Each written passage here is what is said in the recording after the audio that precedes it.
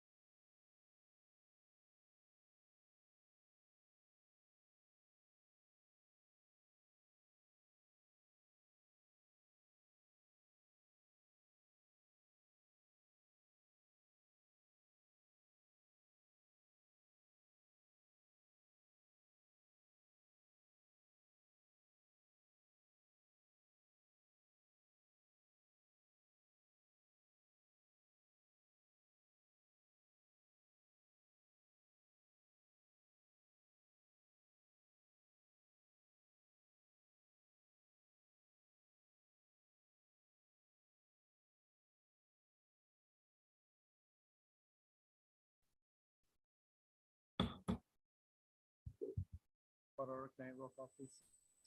Councilmember Luis Cabrera. Councilmember Africa Luna Carrasco. Present. Councilmember Jose Ponce. Councilmember Matias Rosales. Present. Councilmember Gloria Torres. Vice Mayor Mario Buchanan Jr. Mayor Gerardo Sanchez. Present. Mayor, there's no quorum. There's no quorum, so we're just gonna have a citizen information session. A discussion of possible direction of staff. Now, any and all matters regarding the city of San Luis mural policy. Jose A. Guzman, Director of Planning and Zoning. Oh, Good evening, Mayor, council members. So the proposed policy is to establish a process for murals. But based on recent case laws regarding First Amendment, we will be removing the section that applies to the private property. So we're gonna move forward with the public properties request on the murals. We follow the policy, and we will be presenting any proposals to council for approval. which mural are you talking about? So we have been receiving several murals requests on different parts of the city, like in parks or other facilities. But we don't have an established process to handle those requests. So this is the policy establishing that. This policy is based on which city or what are we creating? What's the process? So I look into different cities that have this type of program, like Phoenix, Tempe, and those that bigger cities. But after review with legal, there were some issues regarding the First Amendment and private property, which basically is regulating the freedom of speech on private property. So we cannot really go into detail on the private property yet. So we're just gonna move forward with the public, and we're gonna follow the policy. So whenever we receive a request, let's say someone wants to do a mural in the park, we're gonna request an application, previous work from the artist. That way we know that we can see the work that they have done before. And once we have all that, we will present it to council for either approval or denial.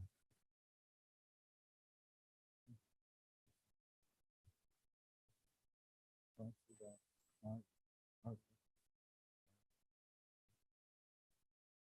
could be controversial.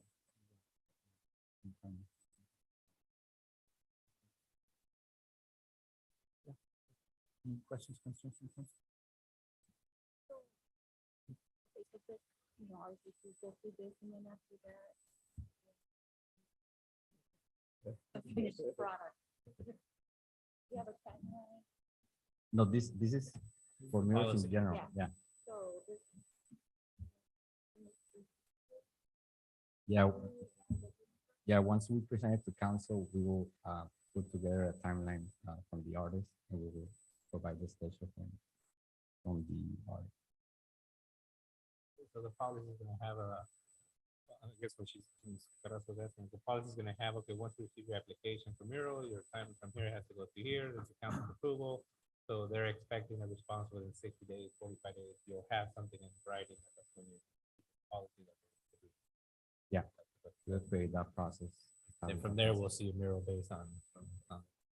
Didn't we discuss a mural last year or something? Didn't we choose? Did that get Yeah, done I now, or- propose the mural, be on the works, but so that's still part of it? yeah, but that one, it will be like part of the other duties as assigned. So I'll be doing it as a employee. Multitask there. Okay, we need to expedite this. I know there's legal issues that might be considered and there's issues, but I think the requesting public has requested art murals and the types of murals.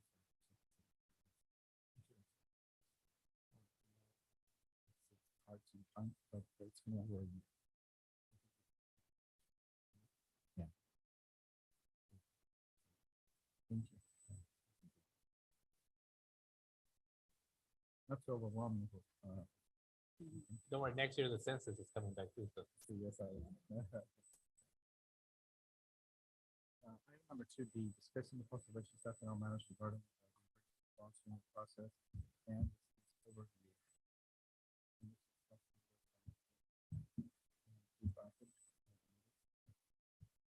Good evening, Mayor, members of the council. A couple weeks ago, Councilmember Rosales and myself attended a training at the Yuma County EOC. I just want to give you a rundown of what was taught and what we have here at the city. First and foremost, I want to let, if you guys don't know, our Emergency Operations Center for the city of San Luis, located at the San Luis Fire Department in our classroom. IT and myself and the fire administration have been working with Derek, making sure that is up to par with all the infrastructure that's needed to making sure we have a EOC in place. At the Yuma County EOC, we also talked about the NIMS guidelines, and there's some trainings or classes that certain individuals within the organization need to take. Most of them are online. If there's some classes that if you haven't taken them, FEMA, if you try to get reimbursement, they might not reimburse you for it. I got with Tony Badia from Emergency Management in the county, and he sent me the classes that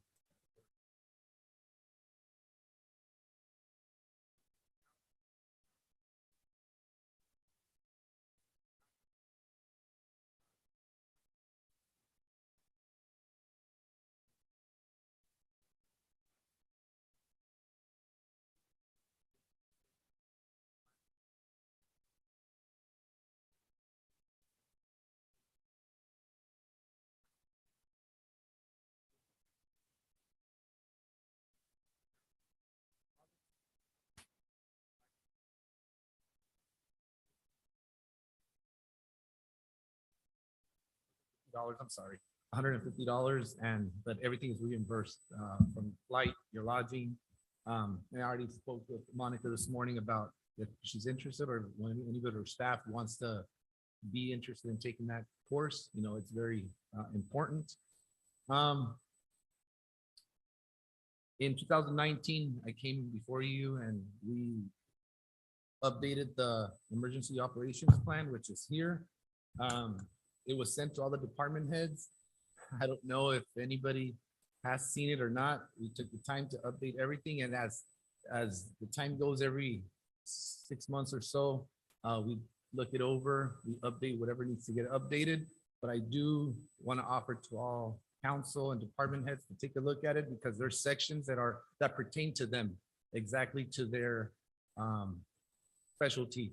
For example, like Public Works has an area here, Finance has an area, Mayor, there's an area here for you, for all the council. So I hope that you guys take a look at it. If you guys have any questions, you guys are always more welcome to call me, come to my office, and we can go over it.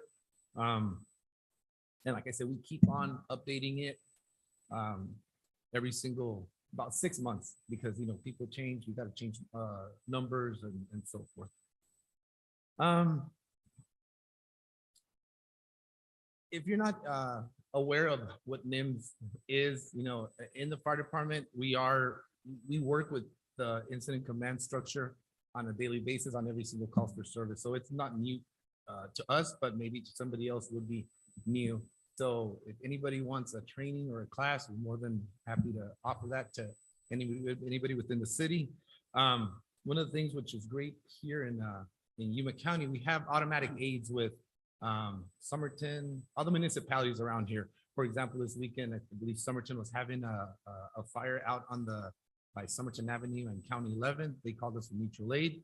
2 weeks ago, City of Yuma had 2 fires going at the same time. They called us for mutual aid. So we have a dynamic that we can all work together, and something happens, we can all come together to mitigate the situation.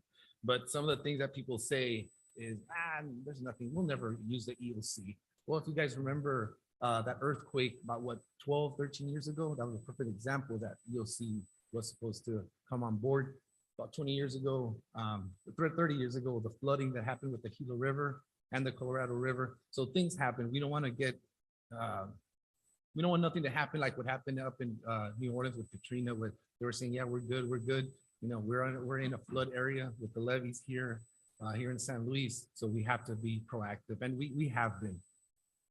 So if you guys have any other questions, we continue working with police, fire, and other departments on how we can improve with our EOC, but, you know, you guys have any questions or concerns, if I answer your question, Mr. Rosales, or if anybody wants to add anything to it, I'm more than happy to add.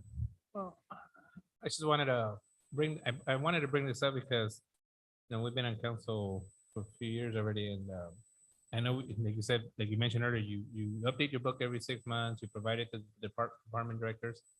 But I think it might be something beneficial where if maybe once a year, every 6 months, because we do get new department directors that come in and so forth, actual meeting and make sure you guys go over it, because, you know, if some, God forbid, this is not needed, but we want to make sure every department director is ready for it, as well as council, because again, like we learned that day, you know, the questions are going to come to the council from the media. Hey, what's going on? What are you doing? And we need to also know what's happening and how to address the public in case of a disaster that hopefully never hits. But that's why I wanted to make sure council was aware of this, the training that was offered by the county for the elected official, because I learned some stuff that I didn't know about in the process. So now when people ask me, hey, you know what, there's the county has it, we have ours here, but I want to make sure that we don't get someone that's new or doesn't read that book. Getting the book and reading is one thing, but hearing it and being there, it's a whole different thing. So maybe our interim city manager could set something up, and you guys get a refresher and Sure. coffee, donuts or something, and everybody meet and make sure, because there was a lot of stuff there for finance, you know, if something happens and the governor declares an emergency, there's a lot of funding. There- yeah. Yeah, that's the stuff that I learned. I'm like, oh, no, that's the stuff I want to take advantage of, so. Yeah, and they're gonna be, finance is gonna be the major player in Yeah. this, but in all honesty, I mean, you guys, mayor, city council are gonna be there to make those decisions Yeah. that need to be done. So, yeah, I think it's a great idea to do that. Put something up, all right. Just want to say that, thank you for going, and we've never doubted that we definitely need to be prepared. And I congratulate Fire PD for what you're doing. Thank you for that. It's very important we all are on the same page. It doesn't take a major disaster. Just with COVID. That was a financial, could have been a financial disaster. But I did attend that emergency meeting that they had. And it was interesting because when I told them 80% of you guys are probably gonna get COVID by the end of every year or 2 years, they said, no, you can't be saying that. And sure enough, I can tell you right now, yes, it did happen. Sure. And that was the count. And then, so I think the county has done very well. I think we've done very well. And I think we can do better. But that's my mindset. Updating that manual in 6 months is a very good idea, because I can tell you right now, it wasn't done before. No, I think before that, it was done like in 2006. Exactly. I So- remember that emergency. The last Yeah. emergency, it was, I guess we lost power for 3 days. Yeah. And then that's when they acted, and they were bringing dry ice, they were bringing everything in, and that was the last time it was updated. Okay, so thank you. Yeah. And keep in mind that we're a border community. We Yeah. have, we have something that no other city or even Yuma or Phoenix is gonna have to deal with. We have another, So we do provide like mutual aids or automatic, it's not an automatic aid with like Mexico.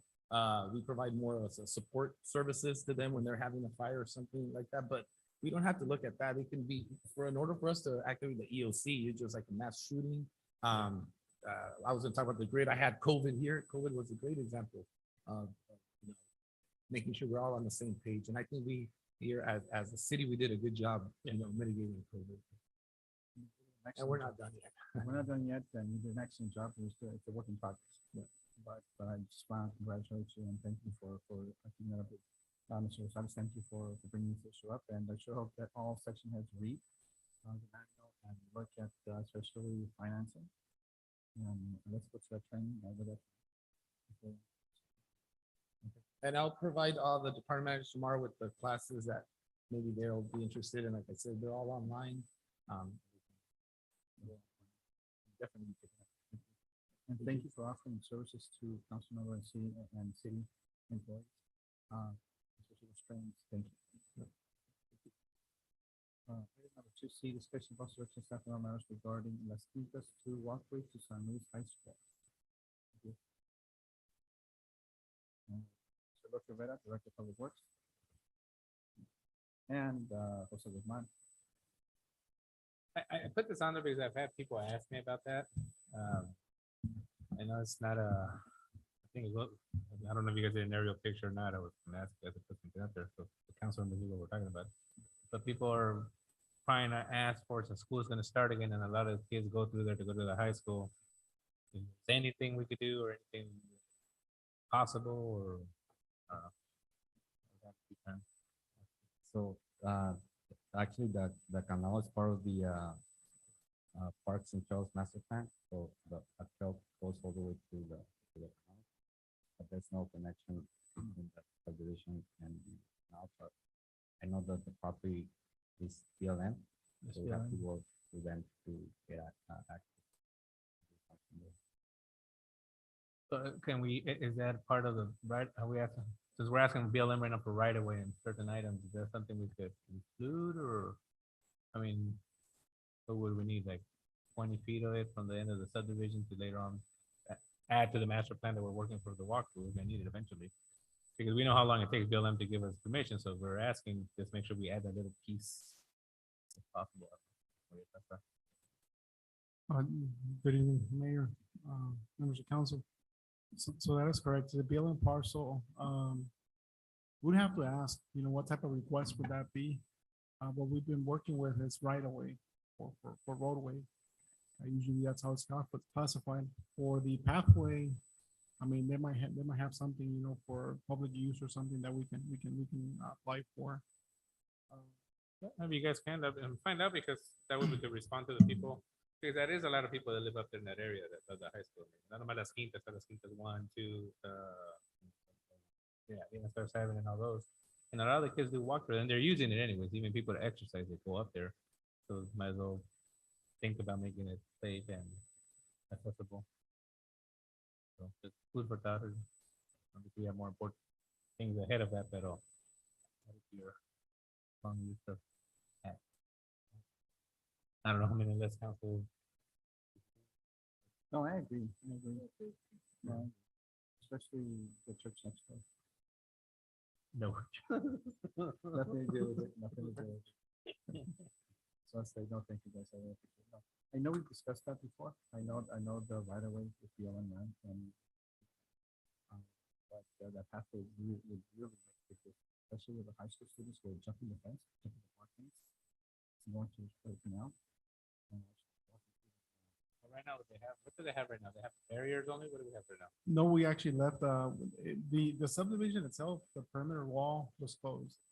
They left it open and then they came back, meaning they developed, came back and closed it off.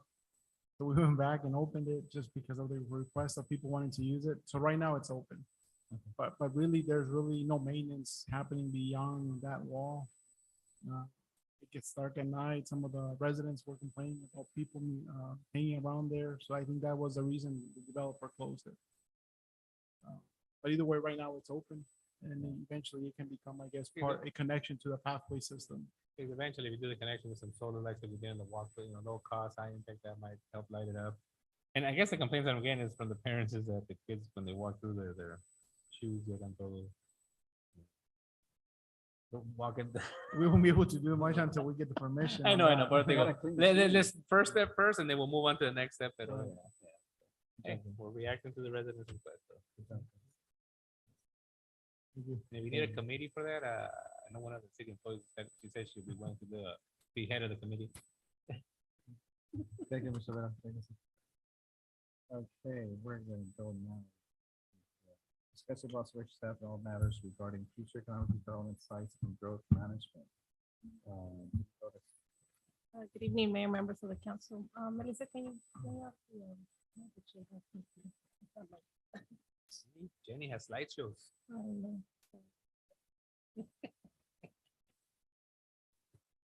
don't know what is saying. They ended the meeting already. No, the other, there you go. So I'm gonna give you just a few slides. I know you want to get out of here, so I'm No, gonna try no, to go that's fine. quickly. You know, we have 33 square miles, right? Looks like there's a lot of land. But when you start looking at the land ownership, 80% is owned by the state or the federal government. That only, or 81 actually, but that only leaves us 19% of private land, which includes ag. And so what does happen? Well, you know, a lot of the property owners, either they want to sell really high or they don't want to sell. And so that limits, you know, my ability to market the community in terms of commercial development. Okay.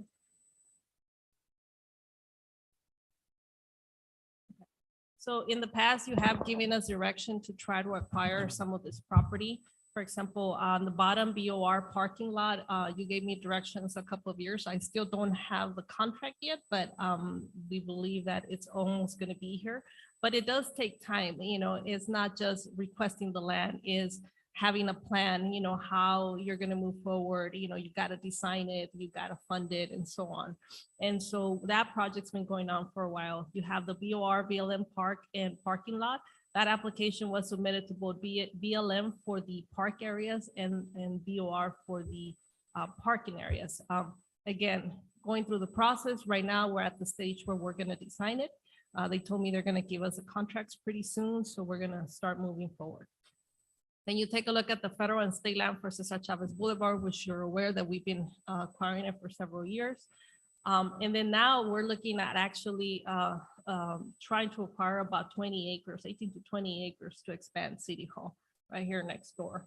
And so, you know, the process does take time, but if we don't start, it's never going to happen. You know, so if you take a look at this zoning map, if you see the red, you know, I always believe that you have the commercial corridor, Highway 95, which is what most companies look. But then you have, you know, Cesar Chavez Boulevard, and eventually getting to the east on Avenue E. So when you take a look at the commercial land, it's not a lot. And I can tell you that we're running out of commercial land in terms of marketing. We have talked to some of the owners. Again, they don't want to sell, or they want to sell really high. So that makes it very, very difficult. You know, we promoted the lots in front of Walmart. They're gone. So now we have to take a look at what other. And so we've been talking to some of the developers who have been acquiring land and to master plan it so that we can go back to the council shopping centers and say, look, we got this properties, because we promote all the properties that we can, as long as they're able and willing to sell at a reasonable price. So what we're doing right now is we're working with the State Land Department.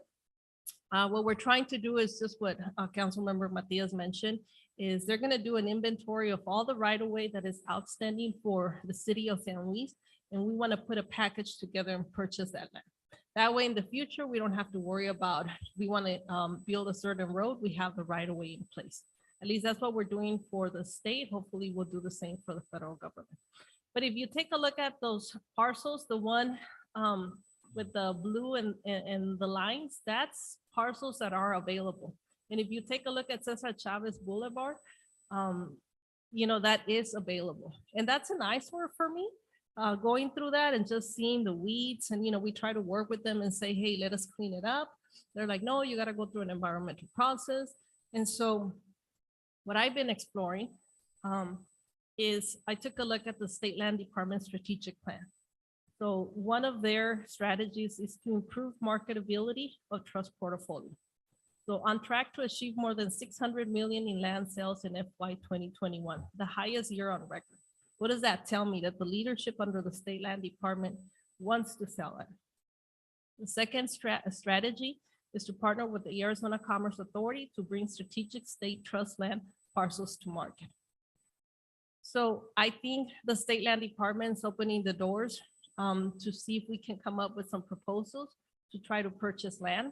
I know this is, you know, this is a big request, but I think if you want to stay competitive, you know, we can start looking at strategies on how to convince the state land to release some of that land. I know that for the federal land that we saw before, you know, we're going to have to take a look at doing something because we cannot grow. I mean, this can only take us so far but we really start planning right now on how to get the state and the federal government to release land so that our growth can continue. So my request would be to explore the state land, especially on Cesar Chavez Boulevard, to make it a true commercial corridor. How am I gonna sell it to the state? I'm still figuring that out. But I think if they are more open, before they would tell us right away, no.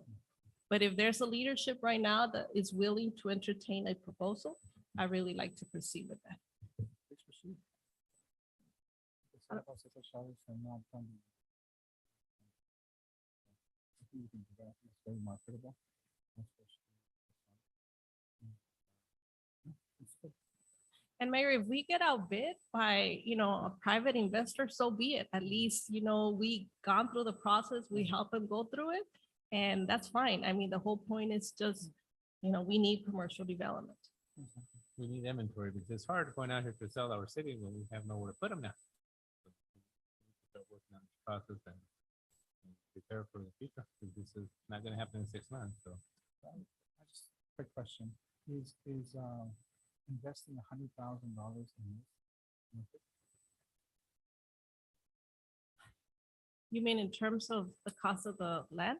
And no, in terms of, already spent. For me, it is, because Yeah. even if we pay for the appraisal, even if we pay for, the administration fee, if we get outbid, they have to reimburse us. Whoever buys it will have to reimburse it. So it's an investment that we're putting in.